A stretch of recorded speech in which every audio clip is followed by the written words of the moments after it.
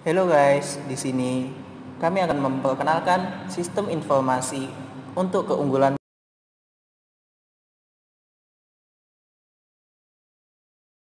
Dalam model sistem umum perusahaan, yang pertama dilakukan adalah input resource, yang selanjutnya proses transformasi dan menghasilkan output resource. Output resource menghasilkan informasi dan data, di mana informasi akan digunakan manajemen untuk mengambil keputusan yang akan di-recycle kembali melalui input resource. Selanjutnya, input resource sendiri akan menghasilkan informasi dan data sumber daya fisik. Perusahaan dan lingkungannya sendiri tidak akan terlepas oleh aliran sumber daya fisik, di mana sumber daya fisik akan terus berlangsung sesuai aliran yang telah digunakan oleh perusahaan demi berlangsungnya perusahaan tersebut. Seperti contoh, aliran sumber daya fisik pegawai, di mana pegawai dipekerjakan oleh perusahaan diubah ke tingkat keahlian yang lebih tinggi melalui pelatihan dan pengalaman, dan pada akhirnya meninggalkan perusahaan. Contoh aliran sumber daya fisik yang kedua, bahan baku memasuki perusahaan dalam bentuk input diubah menjadi barang jadi yang kemudian dijual kepada pelanggan. Yang ketiga, aliran sumber daya fisik mesin, di mana mesin dibeli dan digunakan dan pada akhirnya menjadi besi tua atau ditukar dengan mesin yang baru. Contoh yang terakhir, yaitu sumber daya fisik uang. Uang memasuki perusahaan dalam bentuk penerimaan penjualan, investasi pemegang saham, dan pinjaman, lalu diubah menjadi pembayaran kepada pemasok. Ini merupakan 8 sumber daya lingkungan, di mana di lingkungan perusahaan terdapat koneksi dengan pemerintah, komunitas keuangan, pemasok, serikat pekerja, pemegang saham atau pemilik, pesaing, pelanggan, dan komunitas global.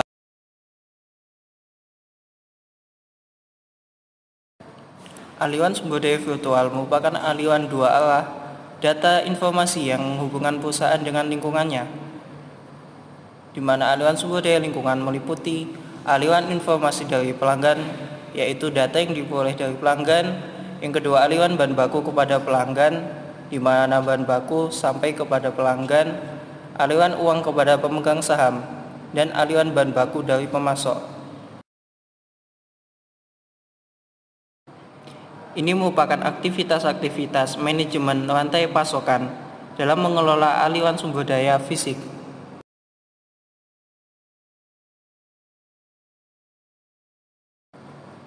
Sedangkan ini merupakan sistem elektronik dari manajemen rantai pasokan dalam mengelola sumber daya fisik.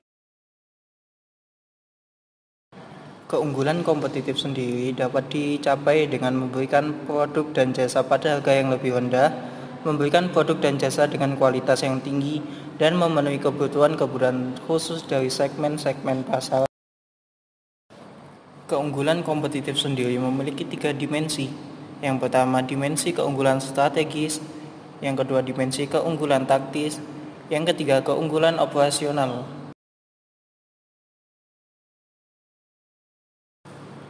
Untuk meraih keunggulan kompetitif, perusahaan memiliki beberapa faktor untuk meraihnya.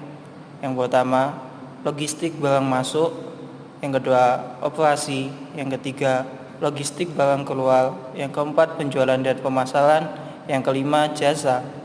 Selanjutnya disokong oleh aktivitas pendukung seperti infrastruktur perusahaan, manajemen sumber daya manusia, pengembangan teknologi, dan pengadaan.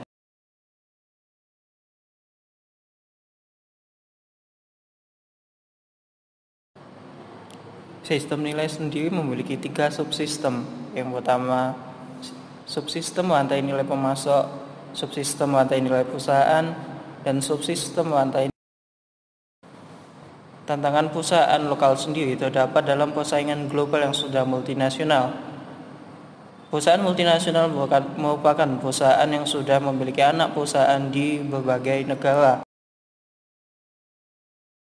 Koordinasi merupakan fondasi utama dalam mencapai keunggulan kompetitif di dalam pasar global, di mana perusahaan multinasional terus memberikan data dan informasi kepada anak perusahaan mereka. Mengapa koordinasi menjadi pondasi yang kuat dalam persaingan global? Karena satu, fleksibilitas dalam merespon pesaing di berbagai negara dan pasar.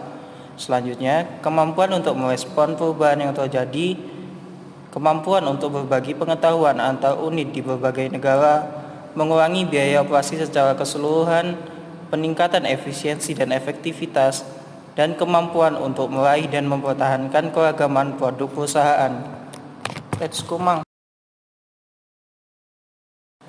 Namun, di balik suksesnya perusahaan multinasional, terdapat kendala-kendala politis yang menghambatnya, seperti akses telepon yang dibatasi oleh pemerintah. Selain terdapat kendala-kendala politis, perusahaan multinasional menghadapi rintangan budaya dan komunikasi. Seperti halnya, dalam pengadaan piranti kelas, mereka terbatas. Dalam pemrosesan data, mereka terbatas. Dan dalam komunikasi data, mereka juga terbatas. Di sisi lain, induk perusahaan dari perusahaan multinasional sendiri terdapat tantangan berupa anak perusahaan yang tidak mensupport induk perusahaan.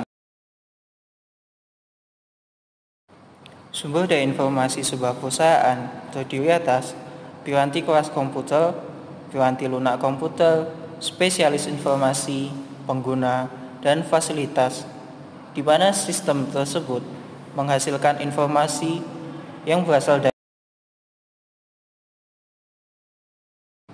informasi memiliki 4 dimensi. Yang pertama, dimensi relevansi, dimensi ketepatan waktu, dimensi kelengkapan, dan dimensi manajemen pengetahuan sendiri memiliki sifat yang berubah-ubah, di mana sistem informasi awal terkadang memiliki piranti lunak dan kelas yang tidak sesuai atau hanya sesuai secara parsial dengan teknologi informasi terkini.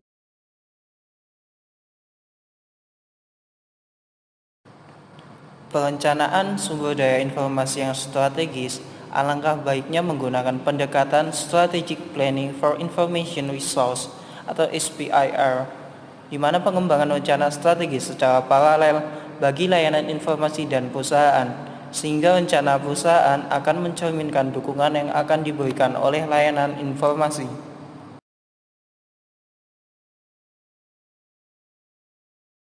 Strategi bisnis dan sumber daya informasi akan terus berkaitan dan saling mempengaruhi, di mana strategi bisnis akan mempengaruhi sumber daya informasi. Begitu juga dengan sebaliknya, sumber daya informasi akan berpengaruh terhadap strategi bisnis. Berikut merupakan perencanaan strategis untuk sumber daya informasi.